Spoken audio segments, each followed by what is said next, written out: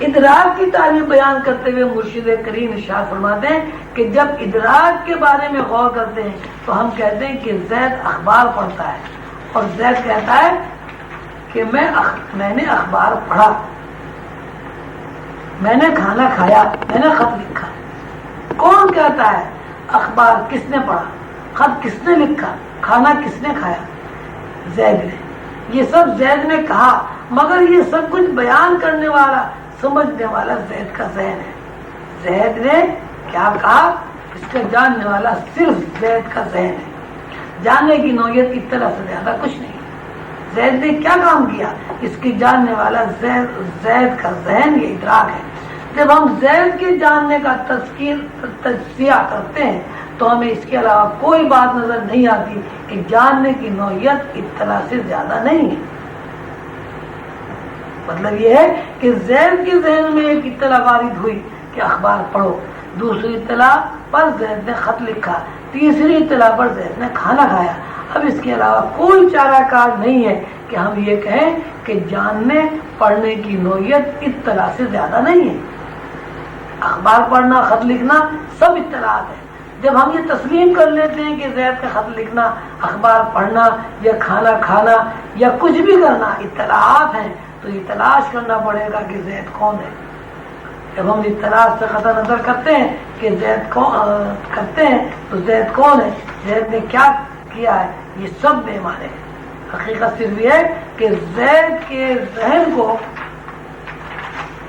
اطلاعات موصول ہوئی اور اس نے ان اطلاعات کو قبول کیا۔ زید کے ذہن کو اطلاع موصول ہوئی اور اس نے اس اطلاع کو قبول کیا۔ اب جب زید کا تذکرہ کرتے ہیں، یہ زید کو سمجھنا چاہتے ہیں، تو ہمارے پاس دو رخوں سے بات کرنے کے علاوہ دوسرا طریقہ کار نہیں کہ ایک یہ کہ جو کچھ ہے سب اطلاعات ہے، اور جو کچھ کو قبول کرنے والا ذہن ہے وہ بھی اطلاع ہے۔ اطلاع دینے والا بھی ذہن ہے اور قبول کرنے والا بھی ذہن ہے، یعنی اطلاع دینے والا اور اطلاع قبول کرنے والا وہی سیاہ نقطہ ہے جسے ادراک کہا گیا ہے۔ جس سیاہ نقطے کی حرکات و سکنات سے اطلاعات کا سلسلہ قائم ہوتا ہے، یہی وہ ادراک ہے جس ادراک میں ایک طرف فنا اور دوسری طرف بقا ہے۔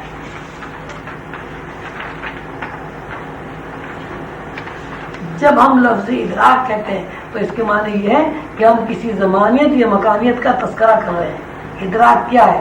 ادراک دراصل لمحات کی تقسیم ہے، ایسی تقسیم جو بڑے سے بڑے وقفے کو چھوٹی سے چھوٹی کسر میں بیان کر دے اور چھوٹے سے چھوٹے وقفے کو بڑے سے بڑے وقفے میں تقسیم کر دے۔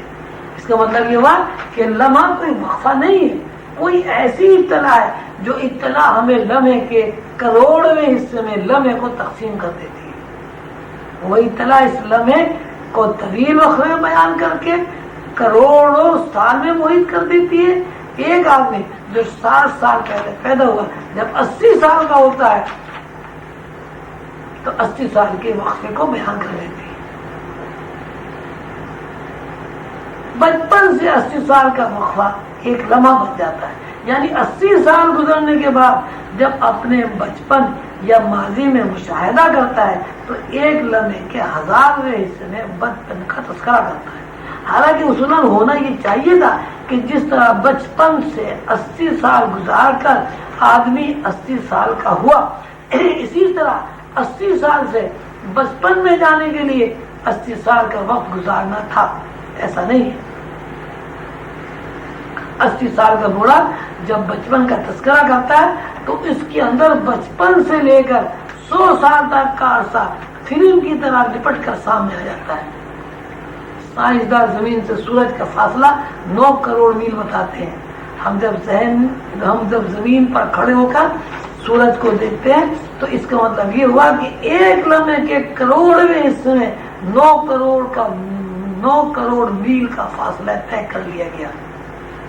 اگر لمحے کے کروڑویں حصے میں 9 کروڑ میل کا فاصلہ طے نہ کرتے تو سورج نہیں دیکھ سکتے تھے۔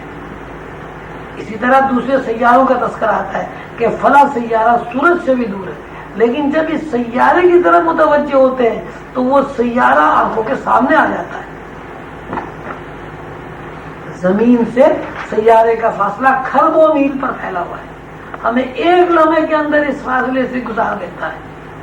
یہ جو چیز کروڑوں میل کے فاصلے کو لمحے سے روشناس کرتی ہے وہی ادراک ہے.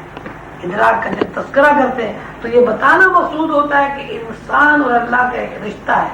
وہ رشتہ ایسا ہے اس میں کسی قسم کا بودھ نہیں ہوتا، لیکن چونکہ ہم نے ادراک کے نقطۂ نظر سے ادراک کی تقسیم کو بڑے سے بڑا وقفہ تسلیم کر لیا ہے، اس لیے اللہ کے اور بندے کے درمیان بظاہر دوری نظر آتی ہے.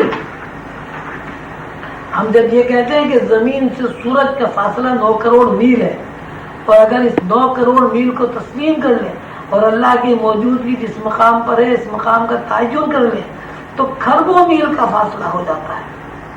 مثلا اگر ہم 9 کروڑ میل کا فاصلہ تسلیم کرتے ہیں تو سورج سے آسمان تک کا فاصلہ 9 کروڑ میل فرض کر لیا جائے، اور مذہبی صحائف کے نقطۂ نظر سے 7 آسمان ہوتے ہیں، پھر عرش، پھر کرسی، پھر اللہ کا قیام ہے. اس طرح زمین سے عرش اور کرسی تک 10 مقامات کا تعین ہوتا ہے. اگر ہر مقام کا فاصلہ 9 کروڑ میل فرض کر لیا جائے تو اللہ اور بندے کے درمیان 90 کروڑ میل کا فاصلہ بنتا ہے. جبکہ ہم خلوص دل سے اللہ کو پکارتے ہیں ہمارے محسوسات تیز ہو جاتے ہیں اور ہم اللہ کو اپنے قریب پاتے ہیں.